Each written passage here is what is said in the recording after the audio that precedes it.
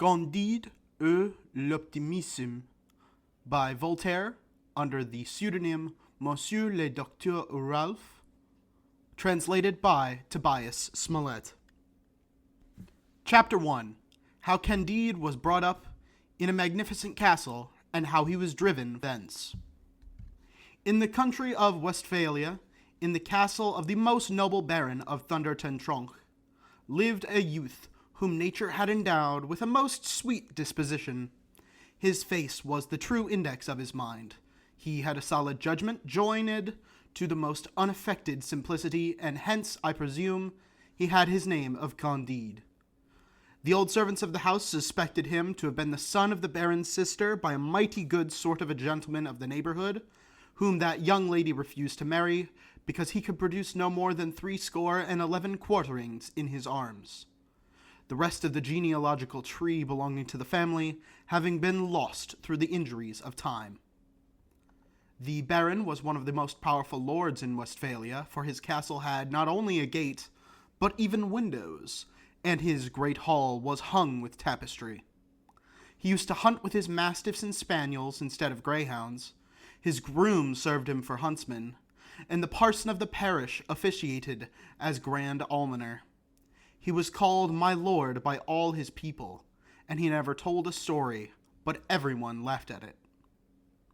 My lady baroness weighed 350 pounds, consequently was a person of no small consideration, and then she did the honors of the house with a dignity that commanded universal respect.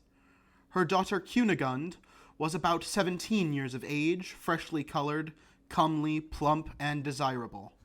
The baron's son seemed to be a youth in every respect worthy of his father. Pangloss the preceptor was the oracle of this family, and little Candide listened to his instructions with all the simplicity natural to his age and disposition. Master Pangloss taught the metaphysico-theologo-cosmolo-negology.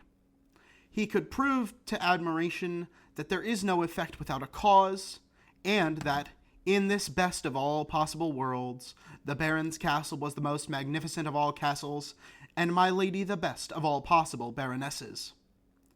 "It is demonstrable," said he, "that things cannot be otherwise than they are, for as all things have been created for some end, they must necessarily be created for the best end.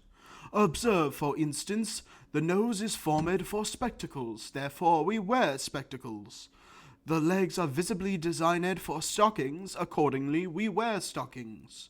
Stones were made to be hewn, and to construct castles, therefore my lord has a magnificent castle, for the greatest baron in the province ought to be the best lodged. Swine were intended to be eaten, therefore we eat pork all the year round, and they who assert that everything is right do not express themselves correctly. They should say that everything is best." Candide listened attentively, and believed implicitly, for he thought Miss Cunigund excessively handsome, though he never had the courage to tell her so.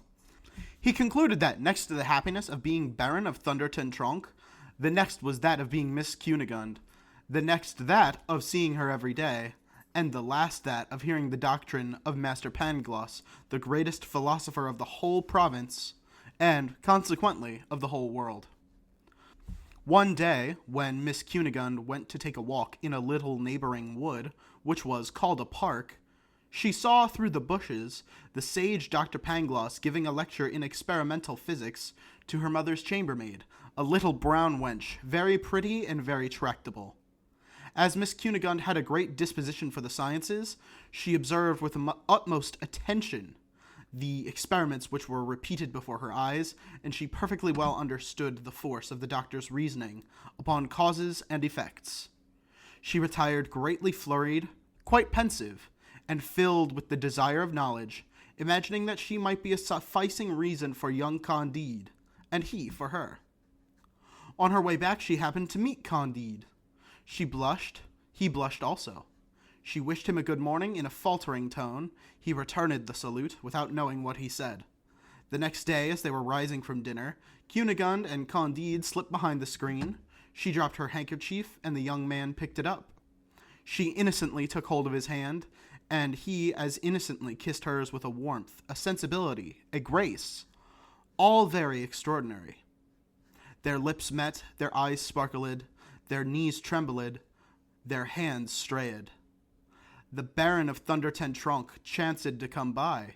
He beheld the cause and effect, and, without hesitation, saluted Candide with some notable kicks on the breech, and drove him out of doors.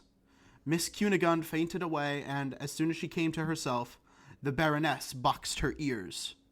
Thus a general consternation was spread over this most magnificent and most agreeable of all possible castles.